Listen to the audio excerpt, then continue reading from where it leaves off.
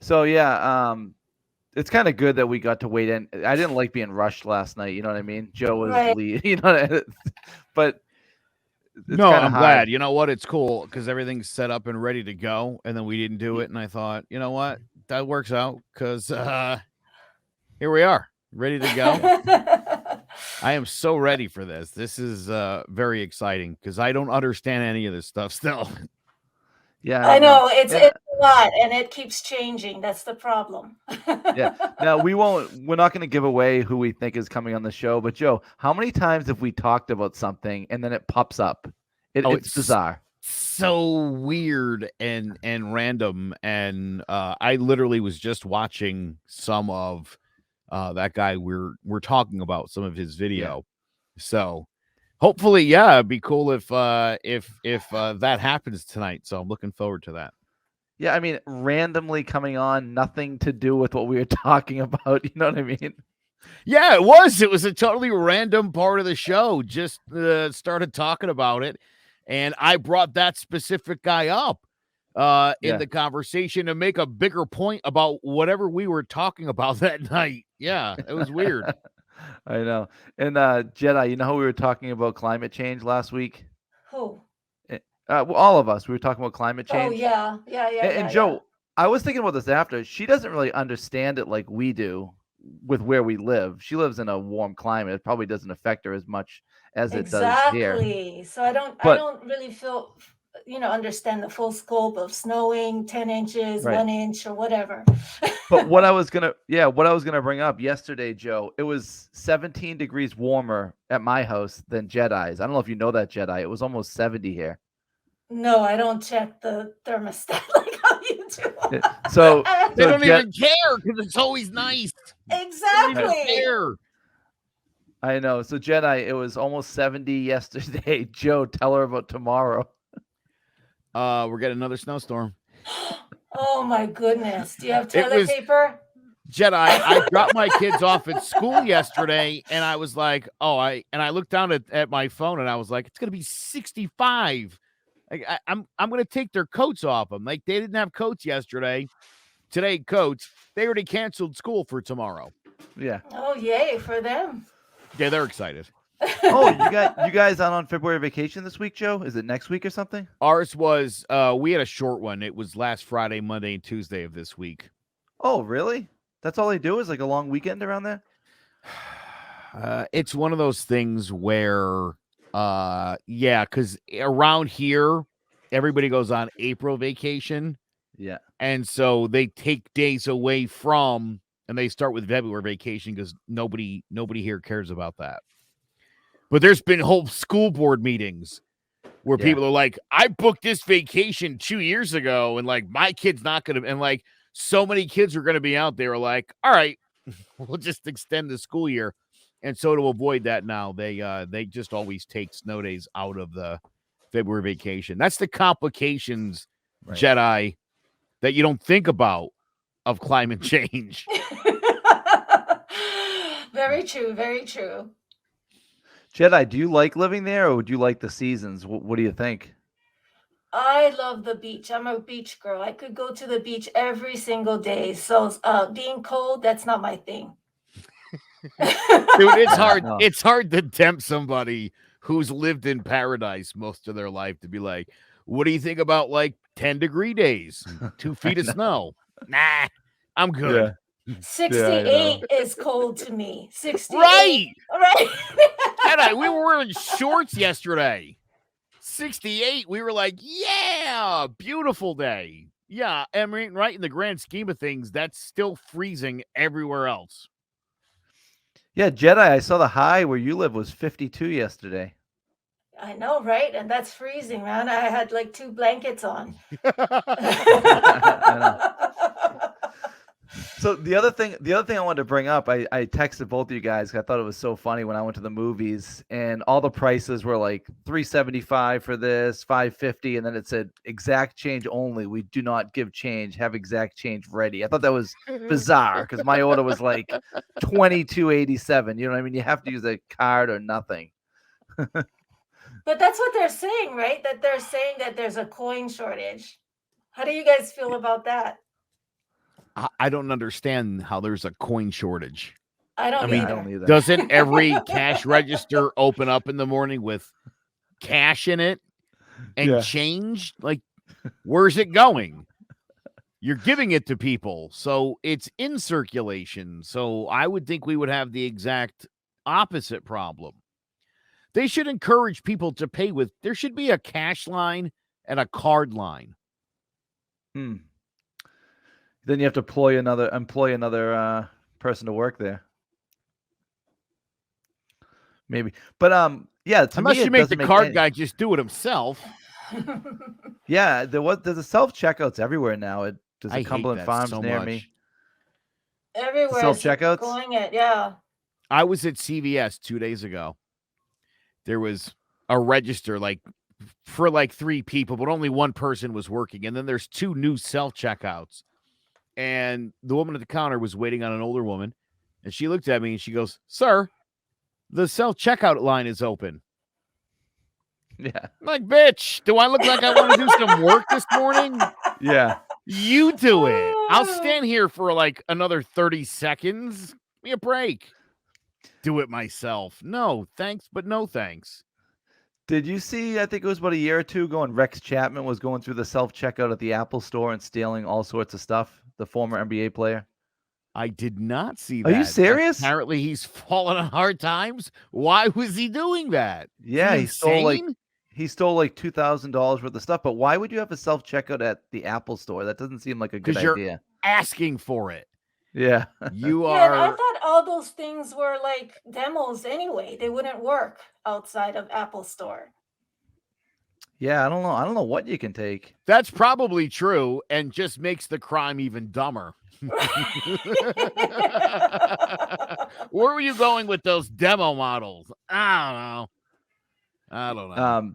Joe, a guy at UPS, this was probably 8 years ago. He has a great job, great pension, everything going for him, and he couldn't resist the temptation to steal an iPhone from his truck and give it to his daughter. Oh my His daughter goodness. his daughter turned it on, activated it, and the police showed up. He lost his job, his pension, everything for $1,000 phone. I don't get why people do that. I mean, they have know. everything and risk it all for something stupid. Yeah, I Go know. big or go home. If you're not somehow skimming 500 grand or more, not worth it. Yeah, I know. Exactly. Because 500 grand, you could vanish. You think Well, so? Yeah. Oh, yeah. 500 grand. Absolutely. You know what you do? You move to Costa Rica. Nobody would know where you were. With 500 grand, you could live like a king for the rest of your life. Go build a house for 20 grand. Not Nice with lot those on the beach. global entry passport requirements nowadays. I mean, Well, they're don't trying do to it get now. everything. Yeah. Yeah. When the pandemic's over, I mean, that's when you want to make your move after the pandemic. But, dude, I knew a guy who literally moved to Costa Rica and lived there for 20 years and was basically just off the grid. Yeah.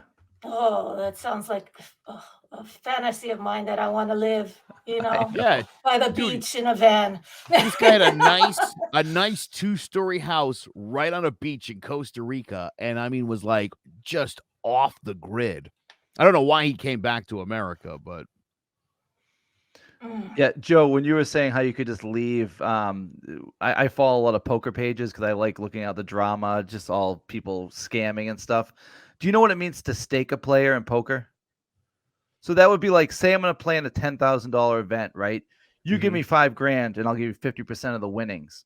So what some people do is they'll overstake themselves. Say an event costs 10 grand, they'll get 20 investors at $1,000 each. So he'll get 20 grand, but all the investors don't know about other investors, and he'll just bust out of the tournament and he'll make 10 grand. He oversells himself. Goodness.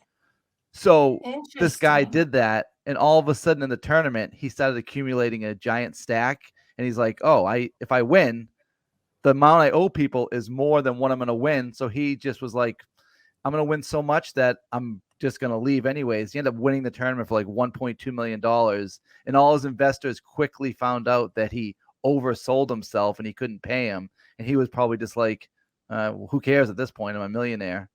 So Yeah. who Screwed all ratted those him people out, though? I think a lot of people in the poker community said, look at this guy. He's like at the final table and I own 10% of him. And then someone was like, I own 20%. I own 10. And the math didn't add up. He kind of oversold himself to make a quick 10 grand. Yeah. So the world is full of scammers and stuff. We have to do a show on scammers. He was just pimping himself out on the poker table then. Yeah.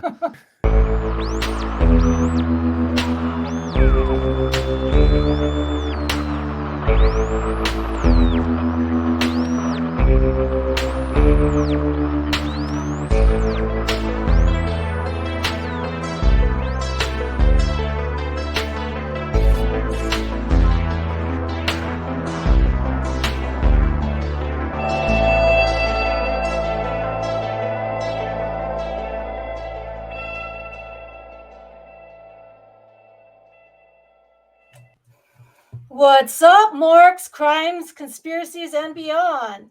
Today we're doing the beyond part, and I'm so excited because I always wanted to learn more about this. We'll be talking about NFTs today.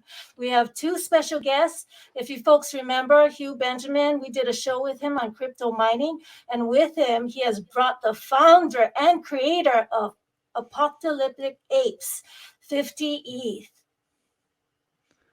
So yeah, thanks for coming on, guys. This is really exciting because Jetai and I, we talk about NFTs all the time. How are you guys? We're doing awesome. Good. Doing pretty good. Why is it that white people always call me 50? I'm Fity. Fity. Fity. Do you want to do it again? Fity.eth? Yeah. Fity.eth. Thank you. And you're right side up, unlike 50 on the halftime show last week when he was upside down. Yeah, that. Wait, I apologize for that.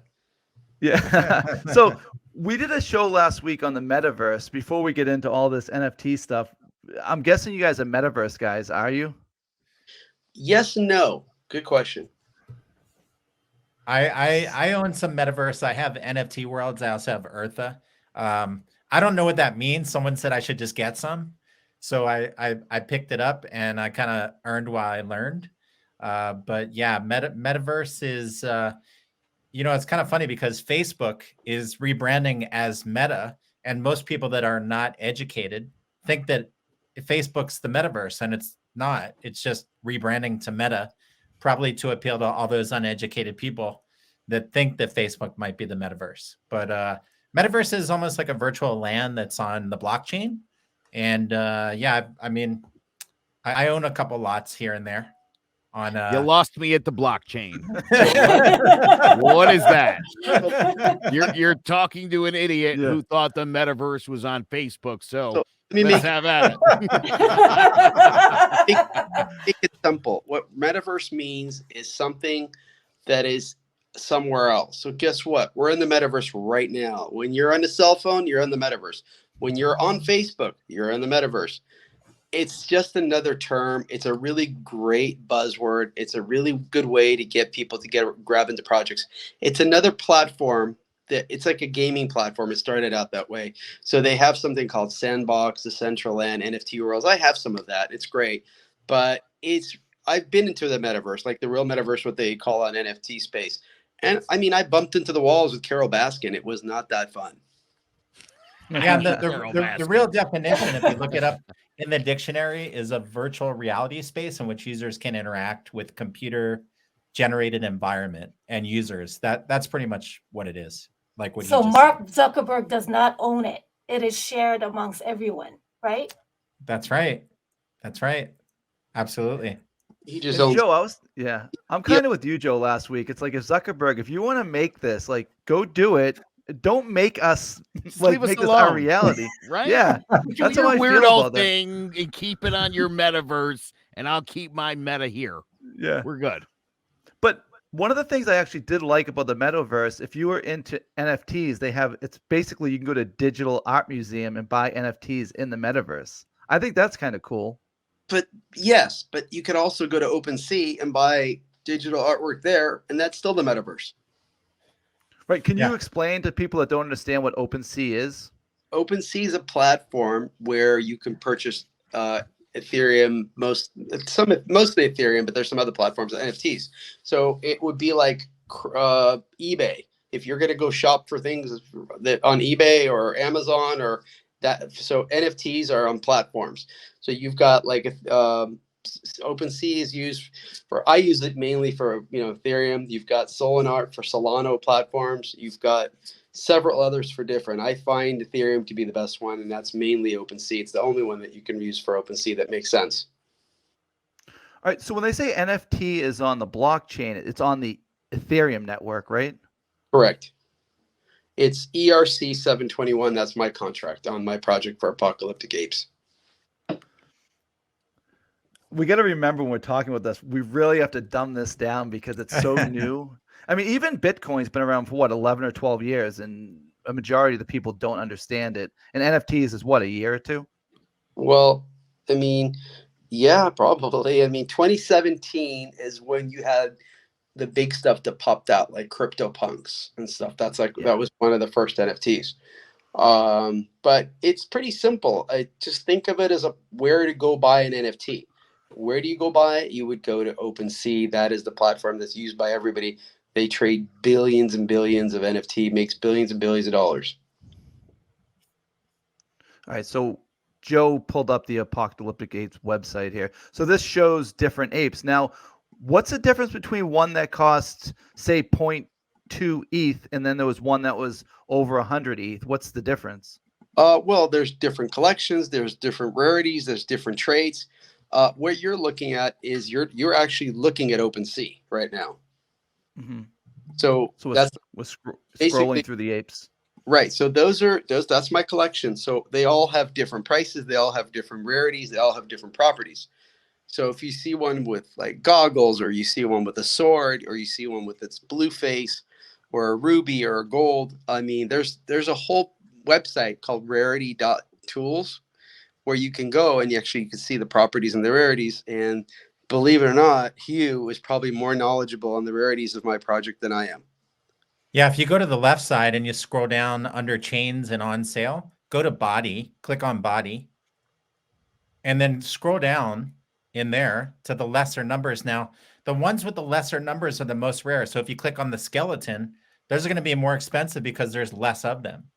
So you can, a lot of these people don't even have it for sale because it's the higher rarity one. But click on the crystal and the eye banana over to the left in the properties. Crystal would be a good one, or eye banana. Yeah. And what you want to do is scroll up on the left-hand side to buy now. Go up and click on buy now.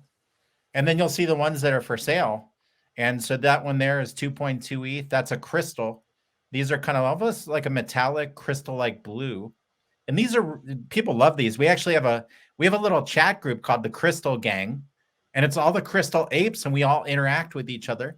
And we share alpha, which stands for a lot of gold nuggets in the NFT industry. So a bunch of us crystal apes, we all get together and we do meetings and talk and kind of chat with each other. But this is the crystal apocalyptic ape. And this is something totally separate from AMC apes, right? This is something totally your own. This is my collection. It's called Apocalyptic Apes. Yeah. These are these aren't bored apes. These are apocalyptic apes. Now here's interesting. Oh. So my profile picture that you guys are looking at, that's a bored ape wearing an apocalyptic ape hat. Right. So just so people understand, by the way, if you're listening, pop over to YouTube so you can see the visuals. But Joe, just so you get an idea, see like that one with the cowboy hat? Yep. So that's what does it say? 8.88? So you're looking at about 20 grand for that one. You figure ETH is about 2.5K right now. What? It's crazy. Wow. Yeah. Okay. And the more you go down, it looks like these are going up. Now, who draws these? So I have an artist on this. His name's Hattie the Creator. He's an amazing artist. Everything's done by hand. Every little item on every ape was something that he created. I worked on a little bit with him, some ideas, but his big thing is apocalypse. That's his art. That's his art style. That's his creativity. Yeah. So Joe, when you're getting up to 12 ETHs now, 14, we're looking at over 30K for a picture. And I think people should have an open mind going into this because it is kind of a lot to take if you don't understand. Click Well, click on one of these and enlarge them so Yeah. you can see the detail on one of these images. If you can enlarge it, that would be cool because you'll see the detail. While you Yeah. guys are at this, let me help you with something. So I have a really good friend of mine who was an artist for 20 something years. The most money he's ever made was 40, 60, $80,000 in a year. And he sold a lot of art. And for him to sell a picture, he would have to take it, put it in his car, take it to a place that would sell it, find an agent. They would take a percentage. Sometimes it might get damaged in his car. It gets scratched. It was a lot of work. Then sometimes they may call him in 6 months, say, you know what, your art didn't sell. The interesting thing about NFTs and the artwork here, you could liquidate a picture in a matter of seconds by putting it at a proper price. So for instance, like if you look at the Bored Ape on my profile picture, right now, the floor on the Bored Apes is roughly, I think 90 Ethereums or 92. I haven't looked at it today. So if I put it at the floor price and say 91 or 92, even with my rarity, I could liquidate that immediately. So NFT art is much easier to sell than physical art. Wow, that's Yeah, great that's for the insane. artists. Yeah, that's what people don't realize, how much opportunity an artist gets in this world. I mean, this guy's made $4 to $5 million on one collection. It's something he would have never ever made doing what he was doing in the real physical world. Right, and Yeah, I he's have a- making it yeah. now while he's alive, and not, regular art. Most of them make their money when they're dead. So this is fabulous. And exactly. And remember one other thing. Not only that, but people do this out of their house. They don't drive. There's less gas. They don't go to office. You don't need secretaries. So yes, a lot of people say or cease contracts take electricity, but think of all the money that's being saved on office spaces and how much time people get to spend with their families, like myself. So it's a really unique situation. Nobody really looks at this side of it. Yeah, no, I have one friend that's an unbelievable artist. He's the best artist I've ever seen, but he just does it for fun. How could he get in on something like this?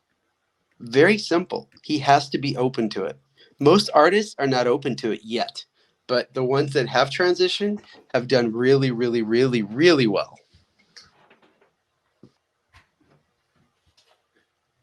Yeah, I do see. Yeah, there's definitely nothing like this. I mean, and probably most artists, like I said, do it as a hobby or something because they probably find it hard to get work doing it. But something like this, like what an opportunity. They're scared of it. Okay, so before I found this artist, I'm Russian. I speak Russian, and well, I should say Ukrainian because we're in trouble. And I called a lot of people in my country, and I call a lot of artists. I try to find somebody to work with me, and a lot of the good artists and great ones I found, they're not open to NFTs. They don't know how. They don't know how to randomize. They're just not open to it. So I think our minds have to be open to be able to accept this. Just like when somebody, first told me about Bitcoin, I thought they're out of their mind. So just for clarification, an NFT is a digital certificate of authenticity for a digital asset. Is that what I'm understanding? So it's a non-fungible token. And like the one we're looking at right here, the blue one with the ruby one with that's what color is this one, Hugh? This is the one, the blue one with the hat. I don't even know what all those items It's called crystal. Yeah, crystal. Okay, so the crystal. Yeah. Okay, so if I bought that one, okay, that is mine. Nobody can use it. Nobody could do anything with it. I also have the IP rights to it, so I could actually start a collection. I can do things. The only thing that I cannot do is call it Apocalyptic Apes, because that's my collection. Well, I could call it that, but I'm saying if you bought it. So if you buy an NFT, there's not another one like that with that address that could be reproduced. That's the only one of its kind. If you go down below the picture that's not enlarged, you'll see properties, and then you can see all the different properties that are in this piece of art. So click on that one. Yeah, click on that one right there. And then go down below the picture where it says properties on the left-hand side. And you'll see that, this has a biohazard in the background. It's got a crossbow. It's got a crystal. So you could click on the crossbow, and then you could click buy now and sort all the crossbows in the collection. If you really are in love, go to buy now on the left-hand side, and you want a crossbow, it's going to show you what the floor is on the ones with the crossbow, right? Like maybe you can get the lowest one for 0.4, but go scroll down. There's 0.4, 0.5. So there's maybe 3 before it hits 1 ETH. So like if you grab the crossbow, the fact that the floor is very thin, you would know that like, oh, if I grab one of these crossbows and the average is above an ETH, that's maybe a good one for me to snag or snipe. They call it sniping. Right. All right. So say I bought that crossbow one. Now, will it still be on this OpenSea for like the price and stuff, or does it come off because I own it? You still be there. You would get offers on it, but you could sell it, you could trade it, you could swap it, you could do whatever you want. It always stays in your wallet, which is a MetaMask wallet, and it also stays on OpenSea. Okay. So you could buy it for 1, and then 6 months later you could go on the site and you could see the floor is 4 or something. Well, you don't have to wait that long. I'll give you an example. My mint, when I minted, we sold out on Christmas morning. Our price is 0.07, and then the first week of our collection, we hit a 1.18 Ethereum. So I have a friend of mine who minted a whole bunch of them, cashed out about $100,000 on my per collection, took half of it, bought another 20, cashed out another $40,000, just recently bought a house, called me up and said thank you. Wow. So yeah, we're actually minting queens. Like these are the I call them the OG or the Genesis, the apocalyptic apes. But if you have an ape, we have the minting coming up in a couple of weeks where you can mint yourself a queen ape. And if you have an ape, that allows you to get in on the mint, where you can actually get it. I think the target price is going to be like 0.07. But if 0.07 ETH goes to half a ETH, well, you can do the math. You know. Can you explain what minting is for our listeners? Yeah, I want to know that too. Yeah. So basically, when a collection first starts, it starts out as a mint. What a mint calls is an unreveal. So pretend you don't see these pictures and there's a curtain on it. So you basically I had a collection of 8,888. We had a mint button on the website. You click mint, you get a digital image. You don't see that image. It gets dropped into your MetaMask wallet. Then it goes through your MetaMask wallet into your OpenSea. And then for about 2 or 3 days, it just flashes like a little picture.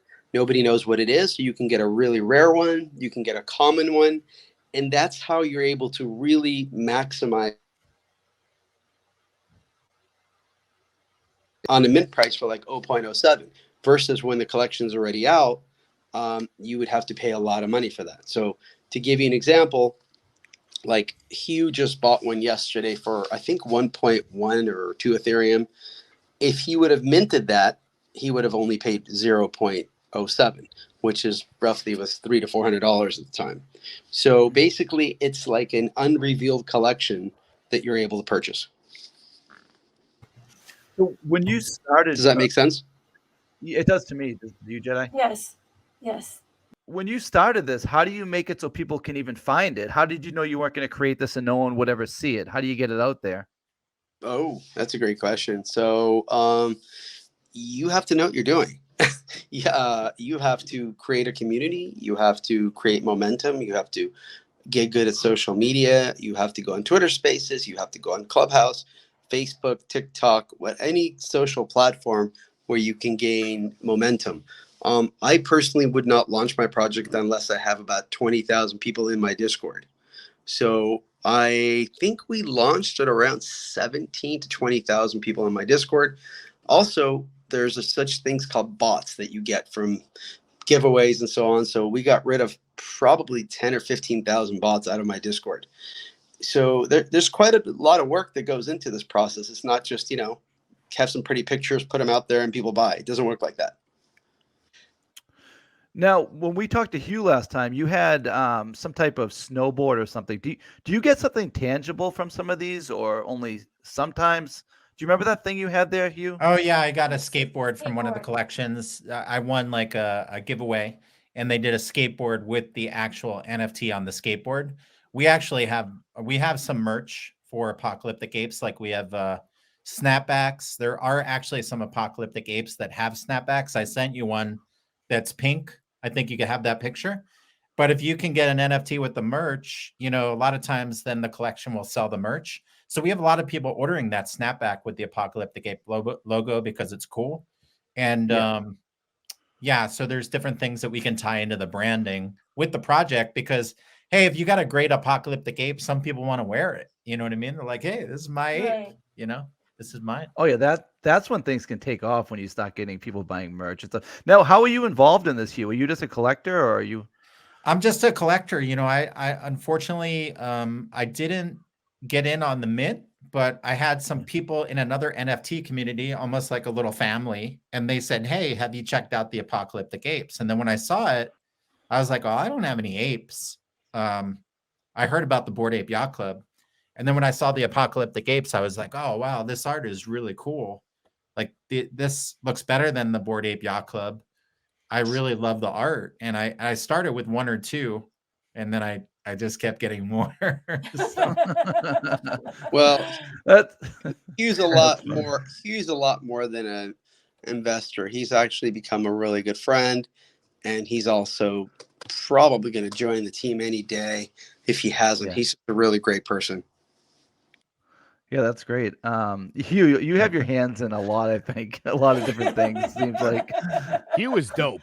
Yeah. Yeah. you know what? You know what's kind of crazy? I'm a little intuitive. I mean, I don't know if you want to call me, you know, if you guys are in a conspiracy of mental kind of vision in the future, but you know, this week with what was happening with Russia and the Ukraine, and then people in the community are like, oh, the reason why NFTs are going up is people are trying to take their money out of the market and put it into something, you know, else.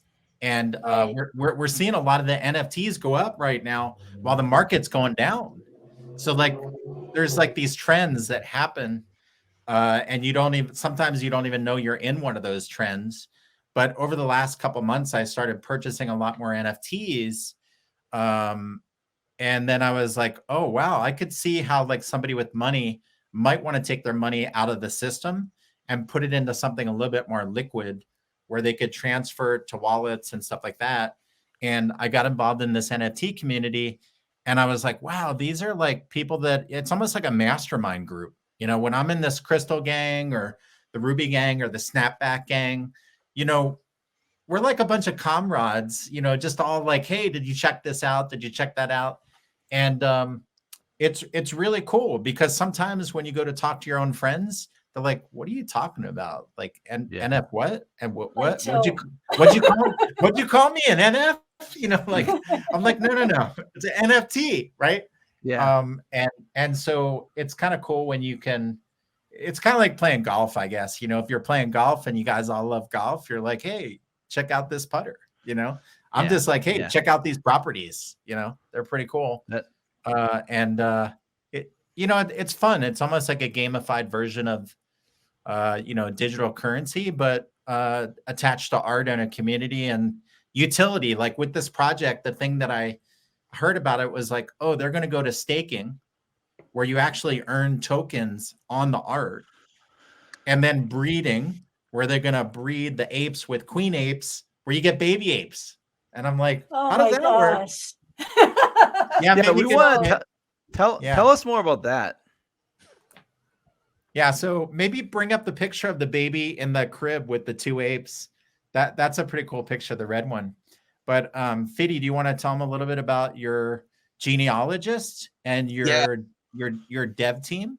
Yeah, so I have an amazing dev team. My devs are just unbelievable. So what we're going to be doing, so if you bought an Apocalyptic Apes, you'll have a chance to mint or purchase an Apocalyptic Queen sometime in March. So what you're looking at is a picture of the Apocalyptic Queens and the Apocalyptic Apes getting to know each other. And shortly, you know, after they get to know each other, maybe go out for a vacation, some dinner, maybe get a couple pedicures, whatever, they're going to make some babies. And the way those babies are going to look is going to be pretty unique because our first collection is a derivative collection of the Bored Ape Yacht Club with Apocalyptic Apes. The second collection with the Apocalyptic Queens is a complete unique art collection, which is pretty amazing. And we've only previewed about 3 or 4 of them.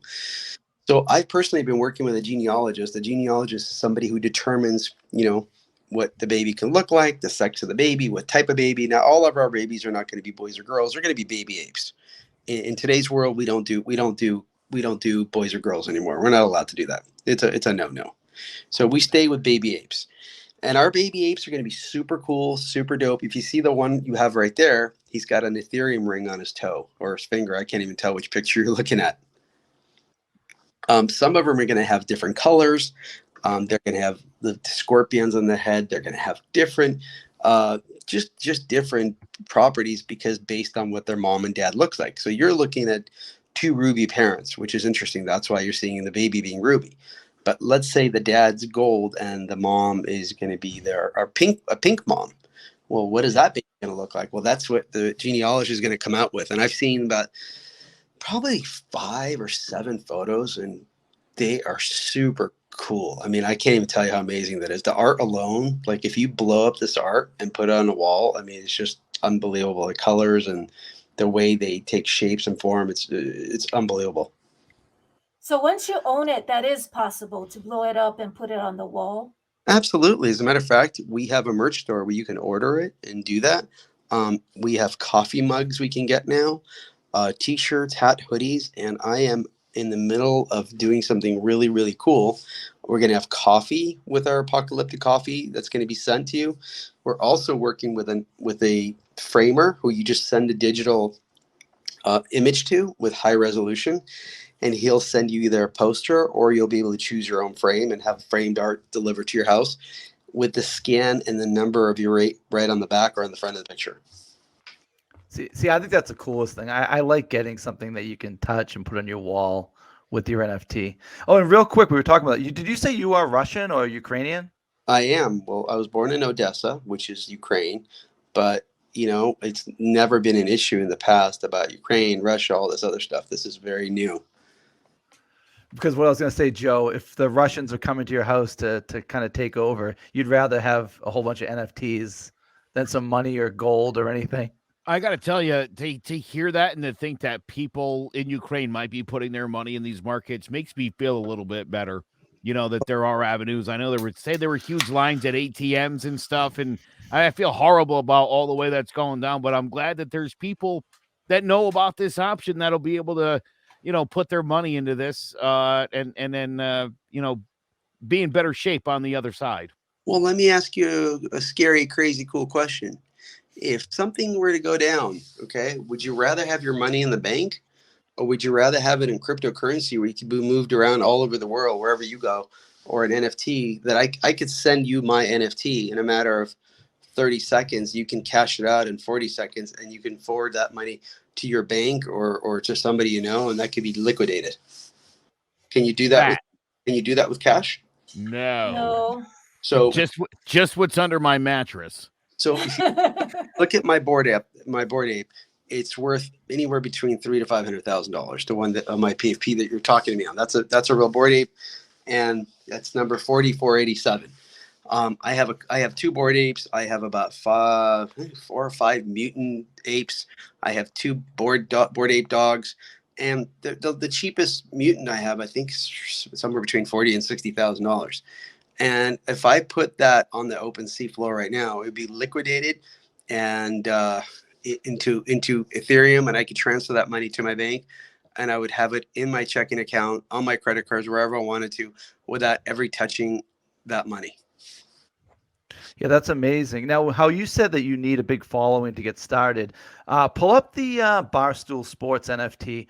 One day they were kind of screwing around on Barstool. They said, we're going to throw up this NFT, just a picture of Dave Portnoy. I don't really follow Barstool, but another guy, and it sold in like an hour for like $138,000. I love Barstool. We actually, one of my guys, as a matter of fact, who was just on Barstool Sports is Kimbo. Oh. Kimbo Slice Jr., that's Kimbo's son, who is a good friend of mine. He was just on Barstool.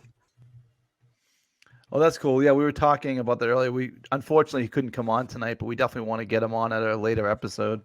Yeah, we watch UFC fights quite a bit. Watching fights Saturday. You know what? Maybe we'll do one together. Yeah, Joe is talk to Joe. Joe's a big UFC guy. I'll give you his info, MMA or whatever. Well, I haven't missed a fight since I got into it when about 5 years ago. I watch every prelim, every fight. I went to the Cowboy McGregor fight in Vegas. That was the last fight I went to, but I am going to New Jersey with Kimbo.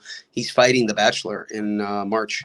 I saw that. And they're boxing, is that right? It's a celebrity fight, so nobody's going to get hurt.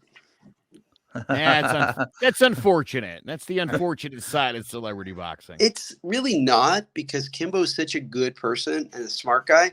He doesn't want to get hit in the face. He really just doesn't want to get hurt. I mean, I got to know a lot of UFC fighters, and they're not okay. Fity, I was more concerned about the Bachelor guy. Oh, I'm figuring that guy's that can't be good for that guy. No, but he is. Yeah. He is. We are talking about doing a bare knuckle fight. He does want to put one on. Oh, wow. So Fity, our show, we talk about crimes, we talk about conspiracies, and we just talk about oddities and weird stuff. Do you have any type of conspiracies in the NFT or crypto market? Well, I mean, the whole crypto market is based on conspiracies. I mean, let's start with this Bitcoin. Do you guys know who started Bitcoin? I don't think Isn't anyone he does. anonymous? Yeah. Do you know his name? No. Satoshi. Yeah. Well, let's ask an interesting question. Elon Musk. Okay, we got Bezos. we've got Bezos. We've got Zuckerberg. How come they're not anonymous? How come this guy brings us the most valuable thing we've had in our life, and he just decides to be anonymous and nobody's ever met him? And the only thing that really can create a Bitcoin is a CIA computer at that time. So let's do the math. Could this really be an anonymous guy? Or is he such a warm, fuzzy dude that he says, you know what, I'll just give you guys a world of Bitcoin, which will be worth more than anything it is in the world these days. And I'll just, put a wallet for myself and disappear. And, there's people say that his wallet's locked. He can't get into it. Nobody can access it. But I have yet to meet one person who has met him. Yeah, I know. Let's ask another question. Why is it that I could send a $2 million NFT to a friend of yours in Italy or Paris or London right now, but yet if I have to go to the bank and take out $9,000 cash, I have to sign my life away? We just talked about this like 2 weeks ago. Yeah.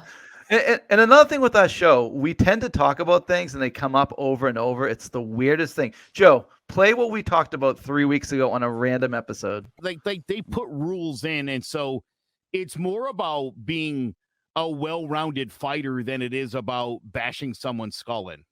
Right. You have to be well versed in all kinds of MMA. Was the beginning of MMA like that guy? Was it Kimbo Slice?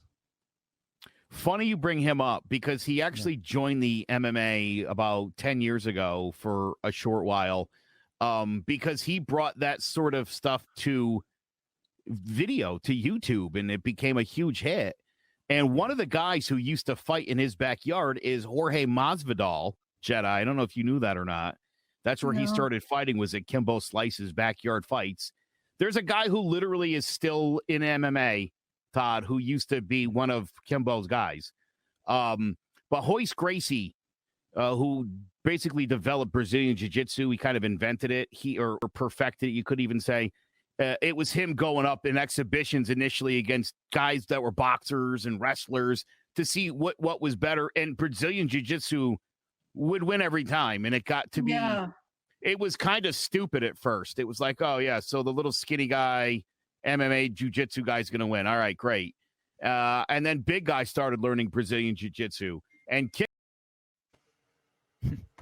So, yeah, you can tell Kimbo, Joe knows his stuff on that subject. Yeah, I get that. Well, funny, not to mention Dana White hated Kimbo Slice and was like, he'll never fight in the UFC. And then, of course, he joined the UFC. And you know what? Watching Kimbo Slice when I was younger on YouTube, Joe, he was born in 1974. Wouldn't you have always thought he was an older guy? Yes. Yeah, isn't that strange? Yeah, he was only 42 when he died. Yeah, it's crazy. He died of an enlarged heart. I talked to Kimbo quite about this, his son. It's quite freaky. That's what it was, an enlarged heart. Yeah, it's quite freaky. But so I don't know if you guys knew this, but Kimbo's one of 9 children. I did not know that. Wow. Wow. He had a big family, and Billy Blanks, who I actually work out with, also quite a bit. We watched the fight with we watched the UFC fight together. As a matter of fact, you guys have a picture of me, and I just sent it over to you of me and Kimbo and Billy, and he's holding the phone up right there in his hand. That's me. That's my board ape. Yeah. Before I doxed myself, now I'm fully doxed. My name's Bill. Not a big deal anymore, but you know, that's actually Billy, and Billy knew Kimbo really, really well, and they talked about his dad for a while. Yeah, that's crazy what you were saying earlier about. I thought Billy Blanks was like $100 millionaire. I didn't know he got screwed over on a deal because Tybo. I mean, just think of like the licensing and everything, how much money you could make from creating something like that. He ended up doing okay for himself, but he signed some really bad contracts, and you know, he had some lawsuits, and just, you know, he had some divorces, so he had some challenges in his life. But really yeah. good. Yeah, so I was just in Florida, and they had I was watching the news, and they said a house in Tampa was sold as an NFT. What would that even mean? You know, you can pretty much make anything into an NFT if you wanted to. I mean, it's just putting it on a contract. I mean, that's all it is. I mean, I can make you into an NFT if I wanted to, and just put you on a Ethereum contract and, you know, sell you. Why not? But at the end of the day, I mean, people are going to get strange with this. Some works, some doesn't. Somebody's going to be done for legitimately good reasons. Somebody's going to be done some weird, funky reasons to create hype or utility of some sort, or some scammy way to cheat the government. Who knows? How can Did you you see- tell yeah. what's a good NFT? Because there's so many. It's easy for me because it's what I do. And my best answer for that is, okay, you can have the most beautiful picture. Now, there's 2 different things in NFTs. You have what's called real art that sells one of one pieces, where you're just buying it because you enjoy the art, and that's all you're going to do. And some people are just huge art lovers, and they like having digital pictures. Me personally, that is not my own thing. And then some people, what they do is they go on into collections like Apocalyptic Apes, where they buy for a value, to create a value so they can actually make money and have cash flow, or flip it or hold it. So there's a lot of blue chip type NFTs in my area, where you have the Bored Apes, you have the Cool Cats, you have the Doodles. Just recently, NFT Worlds has really come up, something me and Hugh are involved with. You've got Decentraland, you've got Sandbox, which is meta world. It's the whole metaverse world and spaces. So people are spending $100,000, $200,000, $300,000 and more to buy land in the metaverse. And if you buy land in the right place, it's like in the physical world, that will be like prime location. I'm not 100% sold on this whole land issue yet, but I do have a feeling it's going to be a part of our future. That to me is hard to understand, buying virtual plots of land.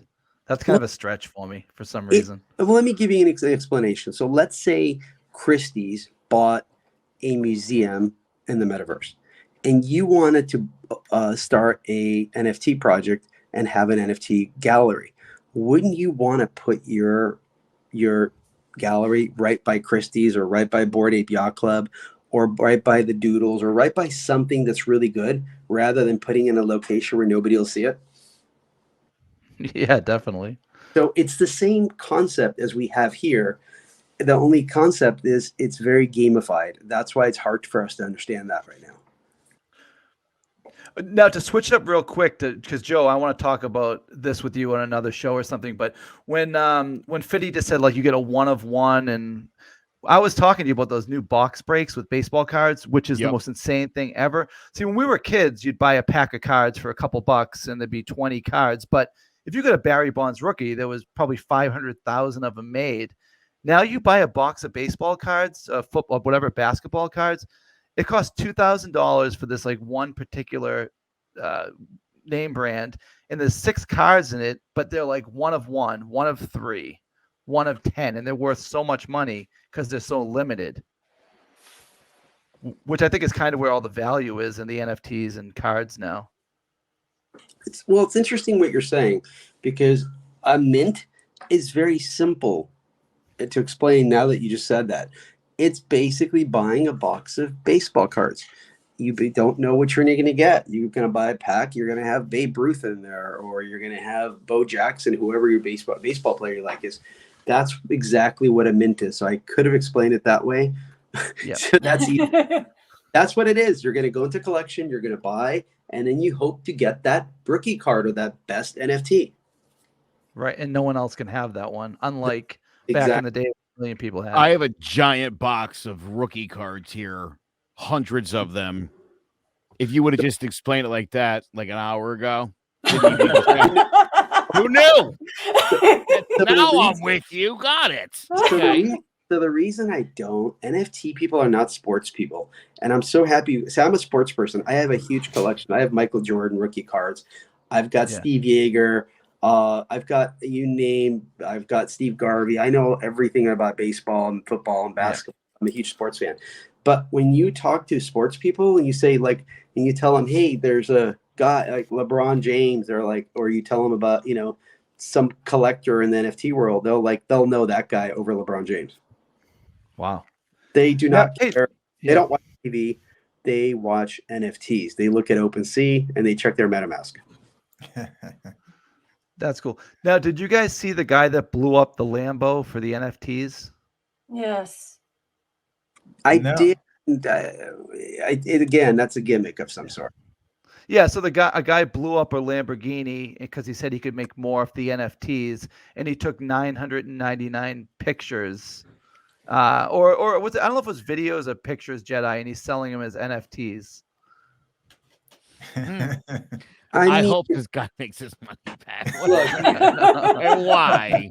Look, you can find weirdness in the real world. Like, I mean, if you want to talk about weirdness, not NFTs, let's talk about the show Jackass, where these guys would just go into a shopping cart and push each other into the wall as hard as they can and see who breaks their leg and how cool that is. So you've got jackasses in every portion of That's true. So now, what is it about apes? I've seen at least 3 companies now that have NFTs related to apes. So the first the first project that started the apes was the Bored Ape Yacht Club. Maybe it wasn't the first, but it's the first successful one where it's become a club. So a lot of people look at NFTs and they say, okay, why would I spend this much money on a digital picture? And I was one of those people, but you're not. You have access to a community. You have access to money-making opportunity.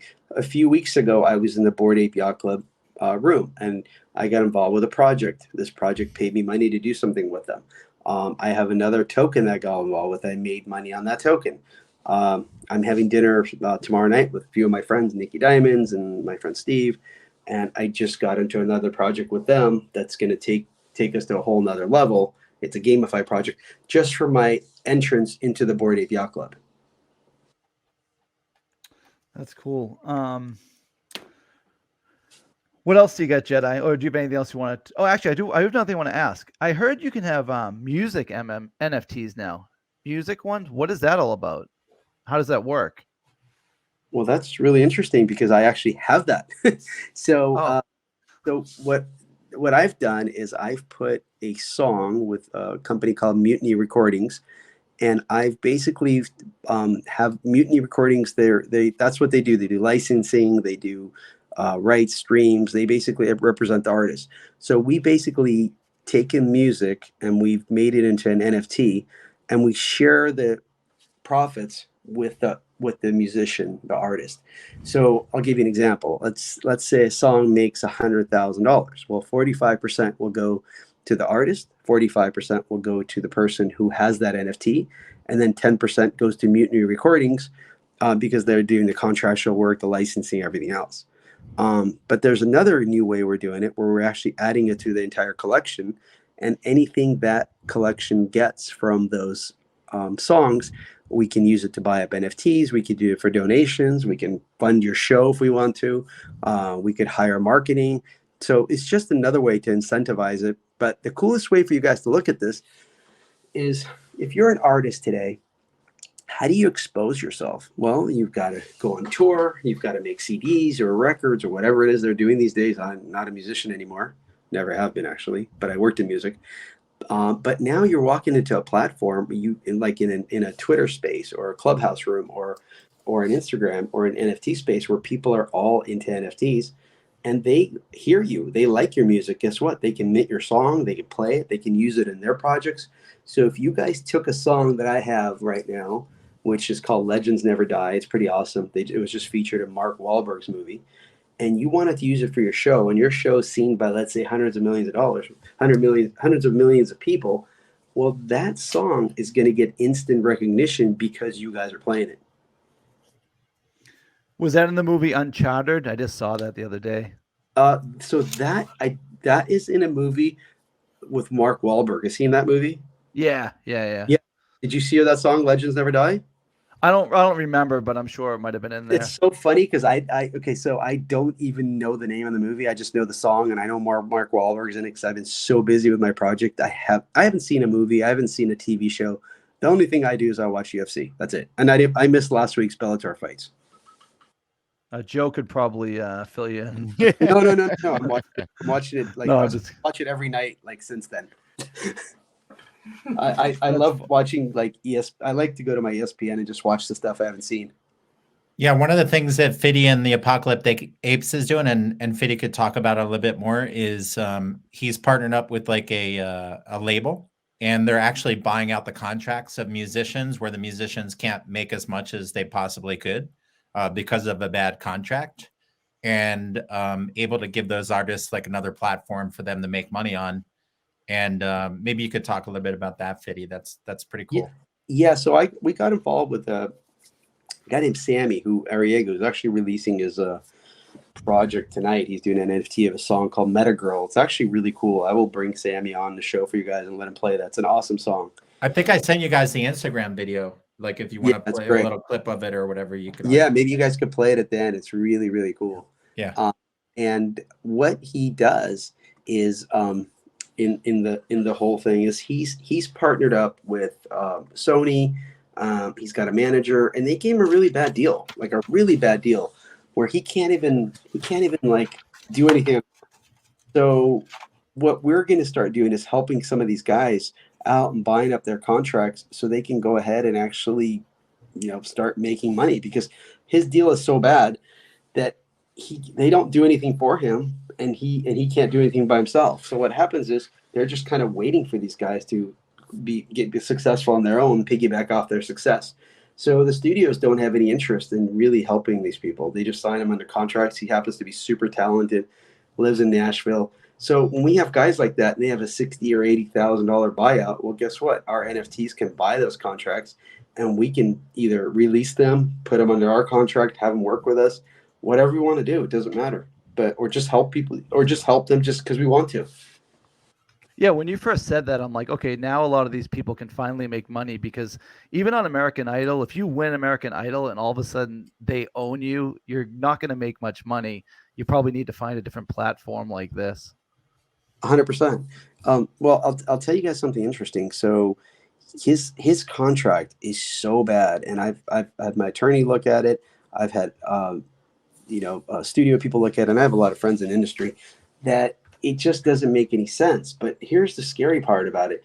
In America, we can get an attorney, we can fight this, but in other parts of the world, like I talked to a guy in Nigeria, he signed a contract where he's getting 10% and his manager's getting 90%. And in order for him to get out, he has to pay this guy like $1,000. And if he doesn't, they'll probably kill him. So what we can do is we can help these people get out of these contracts. And it's a win-win for everybody. I personally, on my project, we gave out a $25,000 donation to Team C's, which is Mr. Beast's project, just to help the oceans. We also gave out a $70,000 mutant ape. It was a part of our project. If we sold that, we would just give that to a random winner. He happened to be a really nice guy. Works as a police officer at a local airport in California, Ontario. And we plan on doing giveaways after giveaways after giveaways because we can. I was talking about Mr. Beast to Jetai and Joe a couple weeks ago. I don't think you guys ever heard of him. He's going to be a billionaire soon, I think. He's 23 right now. Are you talking about the YouTube guy, Mr. Beast? Yeah. Yeah. I saw him at a conference. I went to a video summit with Daryl Eves, and he was one of the speakers there. Yeah. Wow. Yeah. Yeah, that's impressive how he created that all on his own. He's 23 now. I think he was probably 13 or 14. Just started a YouTube channel. He made 54 million last year. Well, I'll tell you a really interesting thing. So we were looking to do a donation, and I have 3 little girls. I have 3, 8, 9. And I was sitting here with a couple of my teammates. We were thinking, should we do this one? Should we do this one? Should we do this one? Nobody could really figure out where we should go. And my daughter comes in and she says, Daddy, why don't you give it to Mr. Beast? $1, please, one this and one that. And she gave me a whole lecture. We looked it up. He takes crypto. He's super fun. I watched him on YouTube. I follow him. And we've been in touch with his people. We're going to be doing another donation. And he's actually really good. And Team C's is amazing. And I can guarantee probably 100% goes straight to whatever charity. You know what I mean? He's not the type of person where they'd have all sorts of like upfront money taken out. 100%. And that's what made us comfortable about it, because I let the community decide on where the money goes and how it goes. And, you know, we were very comfortable. Everybody was very comfortable because I don't want to give money to a charity where, you know, somebody's driving a Mercedes because of that. I mean, not that I mind, but we do want to do good things for the world. That's great. I mean, even though NFTs are in the metaverse, you guys are doing stuff in real life for real people. Well, we've also teamed up with a hemp company, which is really cool. And we're going to be one of the first companies to release the first hemp tray. So what that means is when you go to the market and you buy your fish, you buy your seafood, you buy your chicken, there's a little tray that's made out of that disgusting plastic. Okay, they call it styrofoam. Well, there's paper in between that, and that paper is the only thing that saves you from toxins coming from that plastic into your meat, fish, or chicken, or steak, whatever it is you like to eat. So if you used a biodegradable product like hemp or almond or seaweed, there's a lot of different projects you can use. It only costs our government 4 cents, but they don't want to spend it on us. They'll go to war. They'll blow up a different country. They're not going to do it. So guess what? We're doing it with our people. We've got our first sample we're about to release through my partner Gold State Hemp. We're also going to be replacing plastic bottles, not just straws. Because look, you go to Starbucks, they won't give you a plastic straw. You're going to have to suck your stupid drink with a paper straw, which is not fun for anybody. But they'll give you a plastic lid. They'll even give you a piece of plastic to put in your coffee so it can melt, so it can go right inside your stomach. Explain how that works. I recently had a paper straw for the first time. It was absolutely disgusting. It was awful. Let me just tell you something. There's a place over here when you go get a shake. I took my little girls to get a shake. Not only can you not suck it through the straw, but you have to take the straw out and flip it around because it doesn't work. And when it doesn't work, not only do you get paper in your mouth, but you get it all over your clothes. It's absolutely disgusting. So let me ask you something. One of my good buddies, he is the smartest person I know. He went to MIT. He can't. Whenever I bring up crypto or NFTs, he thinks it's like a joke. I texted him today. He wants to buy Airbnbs. That's his investment. He wants to buy Airbnbs and rent them out. So just to bust his balls, I said, "You're going to buy some Airbnbs, and I'm going to buy some virtual B&Bs." And he wrote, "That won't last." He goes, "That won't last forever. That will absolutely die, just like crypto." So how do I get him to realize that just the world's changing and we need to somehow adapt to it? Really simple. So one of my partners that I'm having dinner with tomorrow night, he owns a ton of Airbnbs in Joshua Tree, and that's where Hugh lives. And he has got beautiful Airbnbs. I don't know if you've seen this, but they're absolutely like stunning. And he's slowly getting out of the Airbnb business and getting into crypto and NFT. Why? Airbnbs are a lot of work. Why? There's regulation changes. There's money. There's taxes. There's problems. There's constantly hassles. And if your friend that tells you that it's all peach, it's all glory and marvelous and it's fun, I've got a really good friend of mine who's got an Airbnb. He has nothing but headaches. Yeah, he makes some money, but guess what? The people don't want to move out. They damaged it. The neighbors complain. The government changes laws. You can't rent in that area. So again, you're dealing with an asset that's being controlled by our government and by our banks. So crypto is really on the blockchain. So the way to explain it is to sit down and talk to somebody who's got some smarts and wits that he can leverage his money and not keep it all in one place. Because what happens if real estate crashes, which it could? When is the last time we've seen a chart go straight up like it has lately? Yeah, no, Jetai, what were you saying in Hawaii? Like $1 million will get you like a shack? A shack, yes, a 20-year-old house. That's probably 700 square feet. Yeah, it's kind of like that in LA too. Yeah. Get a mailbox and 1,000 square feet with no parking and no backyard. Yeesh. That's crazy to see some of these apartments, what they go for, where you could have like a nice house for the same price. Your mortgage could be what you're like. If you're living in like Manhattan or something, what is it? Probably $3,500, $4,000 for an apartment. Yeah, listen, I live in an area in California where an average house goes between $4 to $7 million. But Jeez. let's ask yourself a question. Okay, this market, some of these homes are going for $800,000 not too long ago, 400,000 or less. The market's been on a rise since COVID. When is the last time you saw anything go straight up and not come back down? I know it has to.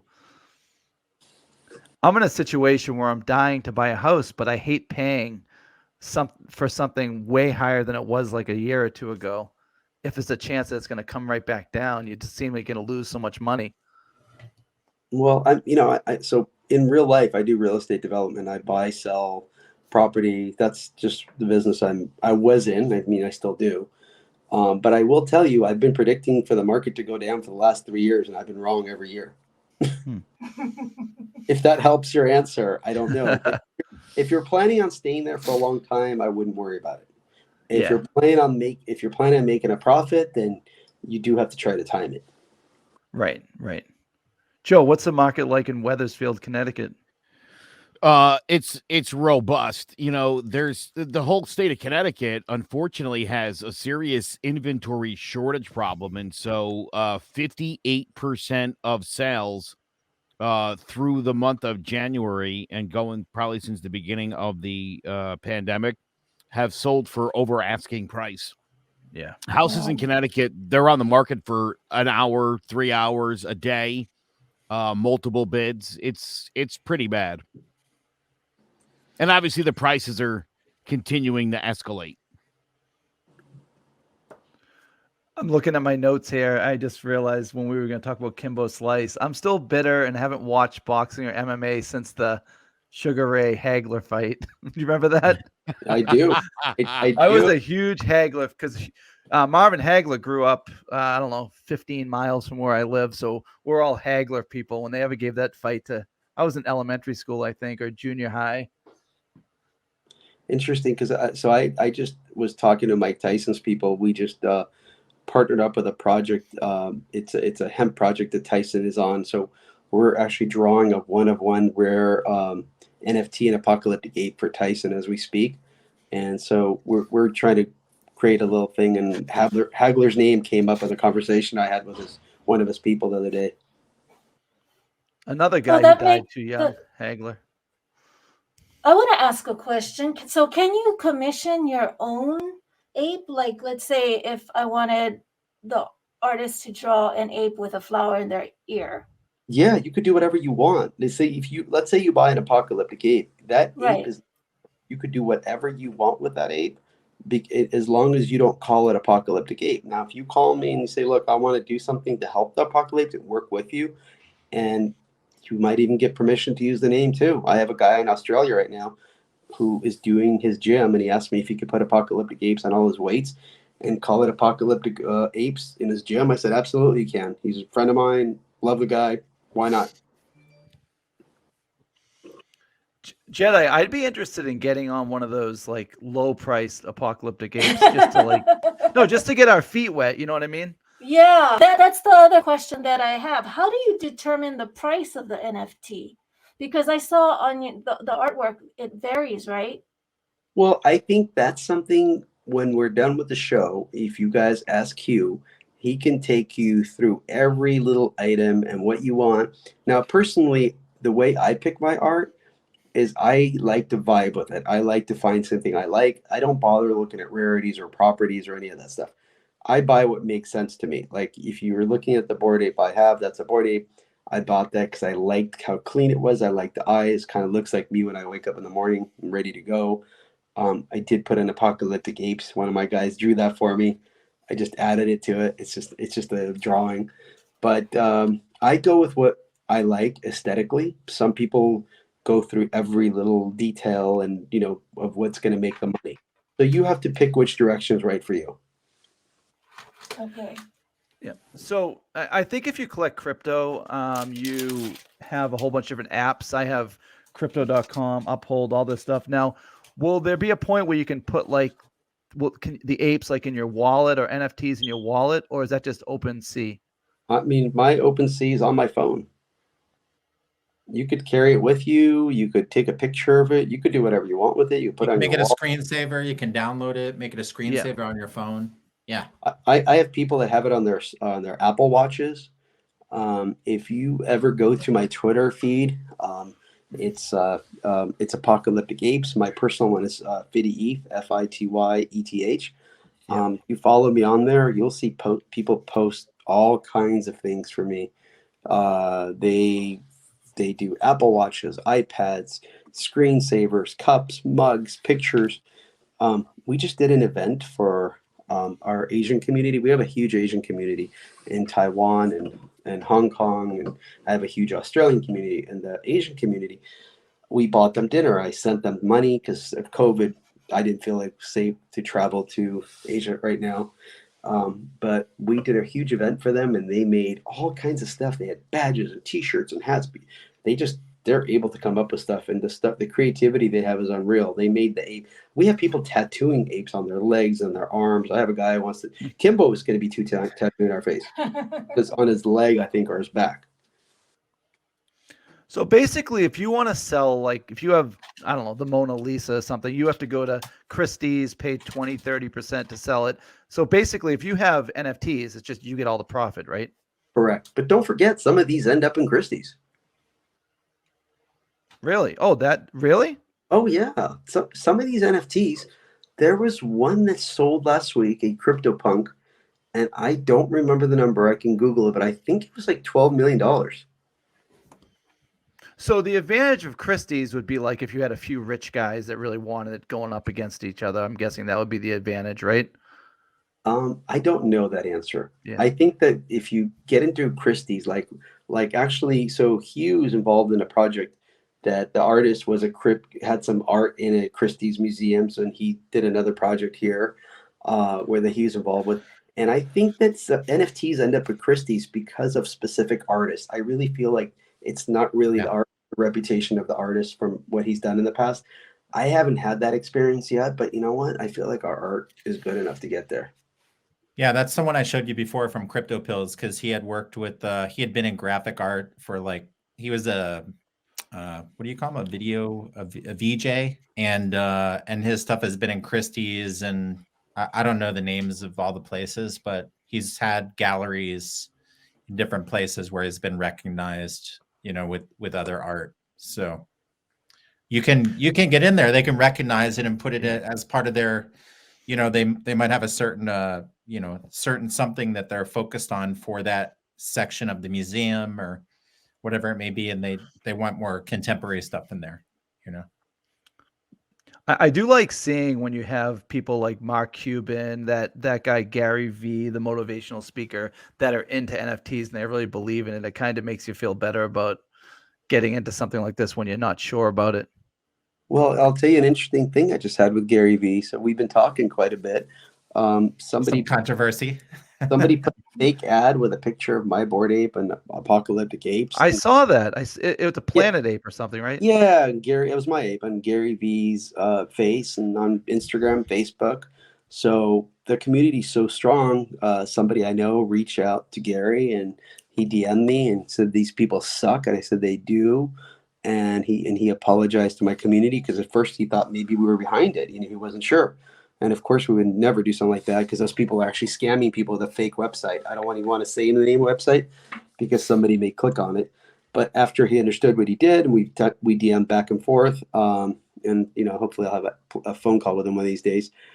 He apologized to the community, told us our Hattie artist is amazing. If you have that tweet, you can send it to him, Hugh. Oh yeah, I was actually looking. I was looking for the actual ad on Facebook where it says backed by Gary V, and it doesn't say Apocalyptic Ape. It said I think it said like Planet Ape or something because I don't know what it said. There's lots of scams going around, and that's because it is the Wild West. Because this is DeFi, and Gary just showed some frustration. But after we explained it, and he sent a nice tweet out to our artist, and he said, something like Hattie, or please don't be blamed, or something really nice he said to Hattie. But he shouted us out on Twitter and Instagram and a couple other places, I think.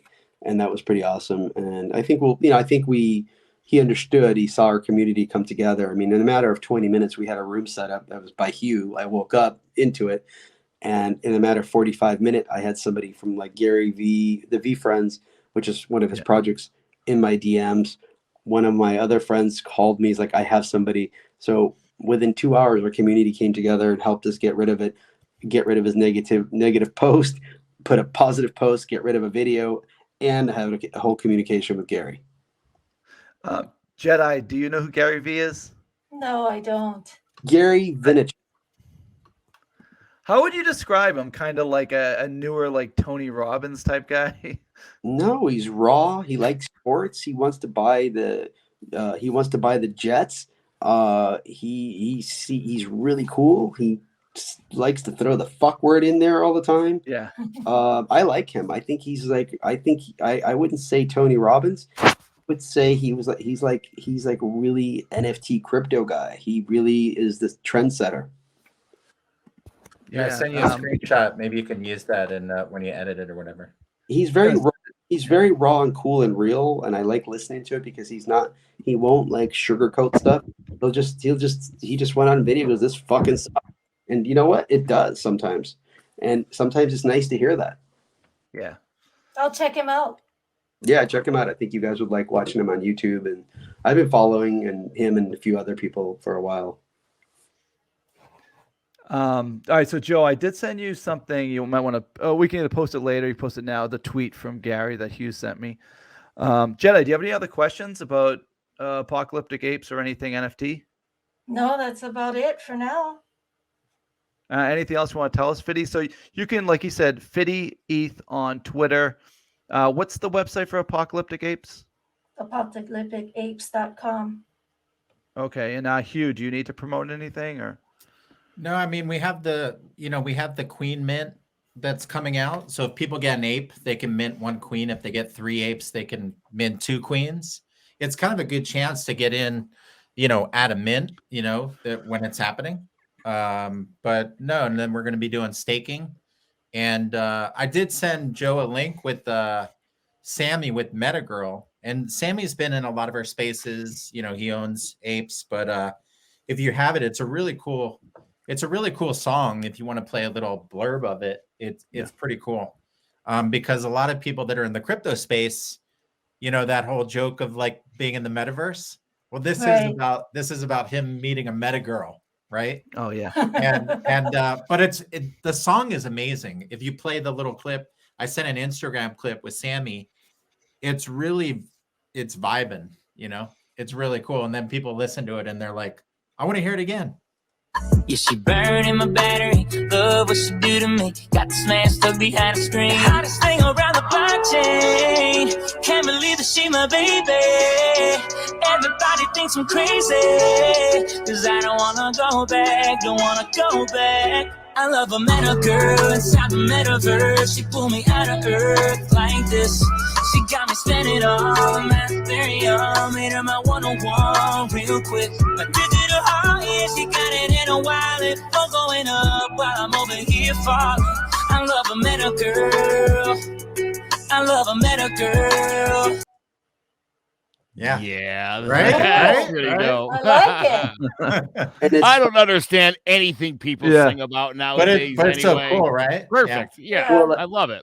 So let me tell you guys a cute story. So I was on a Twitter space. If you guys don't know what Twitter spaces, it's like a live conversations, kind of like a clubhouse on Twitter spaces where you talk to people. And I saw this little PFP. PFP stands for like personal profile picture, in case you guys didn't know that. And it was like a little blue thing, and he was checkmarked. So usually people get checkmarked, or they're done something. So I brought him up on stage and started talking to him, like, what do you do? And he was the guy that was stuck in that bad contract with Sony. And we started talking, we started working together. We become real friends in real life. And that's Sammy. That's how I found him. That's how we started working together. He's part of our team. He's a part of our community. Believe it or not, last night it was in the metaverse dancing with him. Don't try to ask me, not to explain it, but I was wearing orange socks and blue overalls. That's funny. But the best thing I could tell you guys that would really help is when you guys have a little time, when we're done here, talk to Hugh, let him sit with you, or I could sit with you for a few minutes and just go through the process and take it easy. It doesn't have to be giant steps.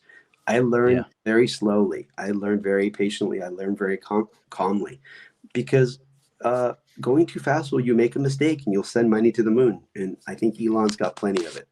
So days, it's a very new space. This is AOL dial-up. This is Bitcoin. It was introduced to you at a penny. Don't let it fly by you. Open your eyes, take the opportunity, and breathe it in. Yeah, like it can't hurt to just jump in slowly and spend not much money. Spend about as much money as you can afford to lose, and just see what happens and watch it. That's the way I look at it. Guys, I sold out a project, okay, on Christmas morning. I have close to 23,000 followers on Twitter. I have people offering me 10, 20, 30, 40,000 to assist them with their projects. I don't do it. I just don't have time for it. In November, I didn't know how to use Twitter. I had 56 followers. Not a pro. I'm very new to this. So as much as you think I'm really experienced, we're all so new. We're all so early. Take a look at it. Yeah, I definitely will. Are you gonna, Jedi? Yeah. I think we'll be texting about this. I mean, it's worth to take a shot, like a few % of your portfolio or something in NFTs, crypto, all sorts of other things. Once you guys step into it, you're not leaving. Yeah, Hugh, it kind of seems like when you buy a machine for mining, you keep buying more. I think it's probably the same type of thing, right? Yeah,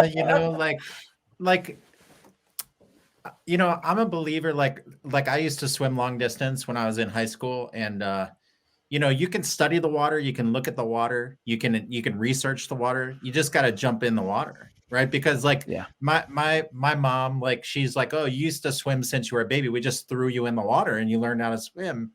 And then I saw my two younger brothers, like, with these, the flotation devices. I'm like, what the hell are those, right? Like, I never had those when I was younger, right? So when you think about that, I think you can analyze things to paralysis, right? And even in crypto, when I first got into crypto, it's like going down, Alice in Wonderland, down the rabbit hole. And then you realize you can stake an NFT and actually get like tokens every day that you could cash out to Ethereum. Wait, I didn't even know that was possible, right? Like, I didn't know you could stake something and earn a percentage. Like I thought the bank was like where you make a percentage, right? And like, I looked at crypto and I was like, wait, it would take me 20 years to make 20% on my money in the bank. Right now, right? When I was growing up, maybe a CD we're getting like 8 or 10%. That's like 30 years ago. Right now, you don't even get 1%, right? So you go into the crypto space and you're like, wait, how is it possible that I can make this percentage? Well, you're providing a utility, like a liquidity pool. You're providing liquidity to something, and they're paying you a higher reward. That's what the bank does with your money. They're a liquidity pool. They're not using their money.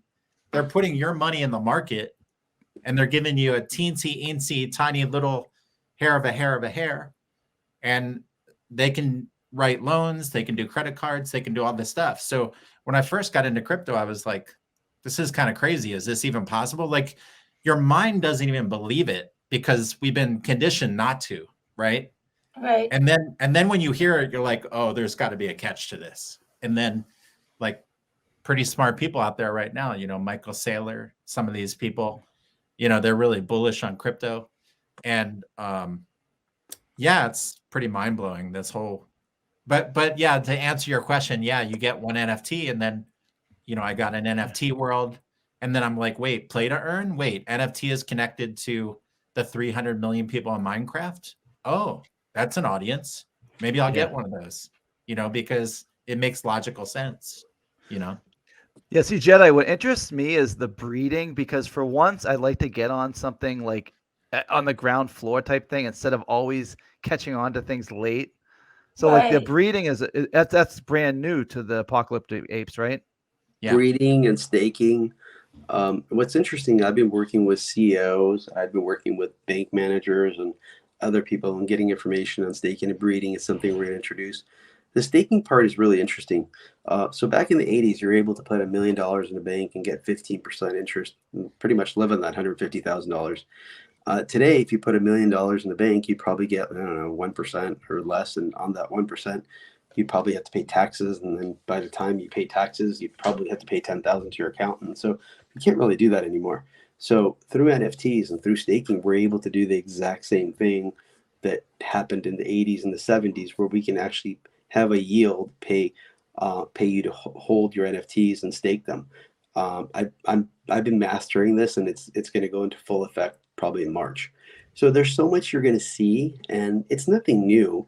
It's all things that have been here, all things that have been done. It's just coming to a different space. Yeah, all right. This is cool. So we're going a little bit over here. So Jedi, you can send us off, but one more time, thanks for coming on, guys. Thank you. Fity.eth on Twitter. Check out Apocalyptic Apes. This was really interesting, and I definitely want to talk to Hugh about getting involved. We're gonna get Joe involved, though, I think. I know, right? I I'll see throw nothing wrong with diversifying your digital assets. And If I could- NFT is a It was avenue. all about understanding it. I have to understand it if I'm getting it, and I appreciate you guys really a lot. Kind of dumbing it down and really explaining it. This is very helpful, and I understand, and I see definitely a usage for this. So yeah, Todd, I'm looking at dip. Well, I'll tell you, it'd be fun. I'll tell you, it'd be really fun. So I have some great people, and I have like really smart ladies. I have 6 ladies come on my team to do Queens. I would love to bring 1 or 2 of them on here and have them guide you through it and do a live show on how to buy an NFT and actually have you purchase one. That sounds would be like awesome. fun. Yeah, for Yeah. sure. We just don't want to buy 111 ETH one. Not yet. So let me just tell you something. As crazy as you say that, Yeah. okay, so I chased my Bored Ape, my first one, from 24 Ethereums. I finally caught it at 49 Ethereums. And about 3 weeks ago, I called up and I bought one for, I think, 115, another one. And the first time I was really nervous and anxious. This time I was excited. I couldn't wait to get that thing in my wallet because now I understand what I'm doing. I get it. It makes sense. And by the way, I just had an offer of 212 Ethereum for that same Bored Ape. Oh. Oh my gosh. You do get That's daily. insane. Every day you get offers. Like I can look in my OpenSea and people can throw you whatever they want to throw you. Sometimes it's less, sometimes it's more, but it's up to you what you want to take and what you don't.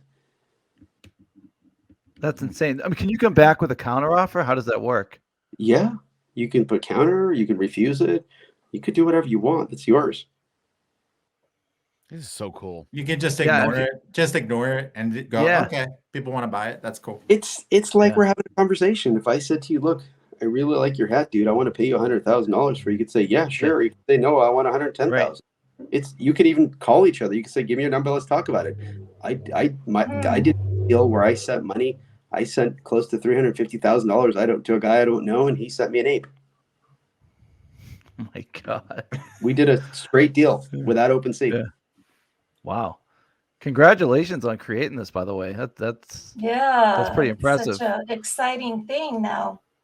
Yeah, thank you guys. Appreciate it. Love yeah, you this. just kind of you're taking like a leap and you're just hoping this is gonna turn into something. I'm not hoping. No, I'm saying when you first started it. Oh, still didn't hope. I did my research. I did the work. I put in the hours. I mean, I had Christmas at my desk by myself. I had Christmas dinner, Christmas breakfast. I watched my UFC at my desk. I pretty much do everything here.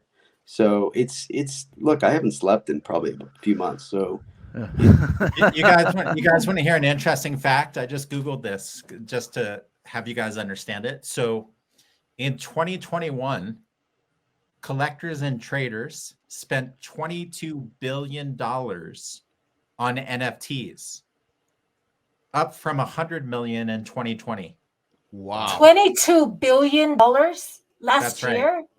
And in 2020, that was reported by The Guardian. And the data comes from DAP Radar, which is regularly offers traders reports and maintains the leaderboard of the top NFT sales. But yeah, $22 billion was spent on NFTs in 2021. That's pretty crazy, right? Wow. Yeah, it is. well, I'm going to give you guys something crazier. I don't even have to Google.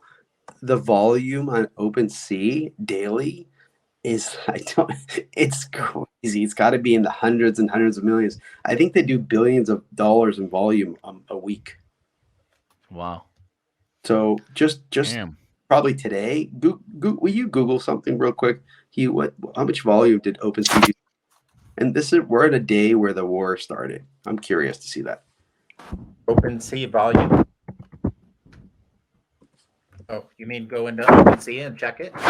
You could probably just Google it. OpenSea volume. What, the day before yesterday or? Today, day before yesterday, doesn't matter. OpenSea statistics.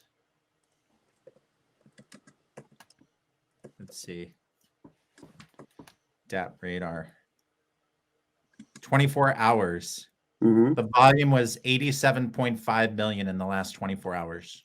Oh my goodness. Wow. Damn. And by the way, that's low because of that war thing, probably. That's low. There was a dip. Normally, when if I look at February 21st, it was 105 million on February 21st. I'll send you the link. Yeah, pretty crazy.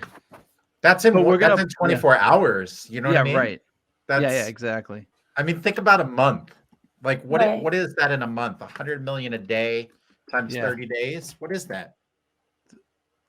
100 million a day. So what? 3 billion. 100 million. 10 is a billion. So a month would be $3 billion. Yeah. So it's up since last year tremendously because you're looking at 3 billion. If that goes 12 months and it doesn't go up, you're looking at $40 billion this year. Easy. And we're not even talking about the private deals that are being done every hour. Yeah, there's stuff that's not even been done on OpenSea or different platforms. Right. Or some people have their own brokers for NFTs. We have a guy who's got his own personal assistant that does trades and does deals with other people. There's also a company called MoonPay. So if you're Justin Bieber, who just bought he actually bought it from my buddy. He bought a Bored Ape for 500 Ethereums, and my buddy called me up and he said, "Should I sell?" I said, "Yes." Get some peaches with it. He sold it, and MoonPay is like a concierge service, so that the celebrities people don't know who gets it, who it's going to, like somebody like Snoop Dogg or Eminem. They all use MoonPay. You call them up and they tell them what you want, how much you want to spend. They'll find it for you and they'll hold it for you, insure it for you, do everything else. So it's kind of like, a little concierge. That's awesome. So I'm gonna have Joe pull up one more picture, then we'll wrap it up because it's getting to almost 1 o'clock here on the East Coast. So is that a fake thing right there? The Gary V, is that your ape? No, I don't know. That's an ugly ape. That's not mine. Mine's That was one of the things that I keep seeing on Facebook, backed by Gary V. So what they probably did is they probably photoshopped. Yeah, they probably photoshopped your ape in there or something. Someone probably did that. Yeah, that probably is fake. That's just crazy. Yeah. All right. Yeah. So thanks for coming on, guys. And Jetai, you want to take us out here? Sure. Thanks for having us. Thanks for checking in to Crimes, Conspiracies, and Beyond. The end is here, but not for NFTs. There's endless possibilities. Thank you to Fity.eth and Hugh. Check him out on apocalyptic8s.com or at OpenSea. Aloha. Mahalo.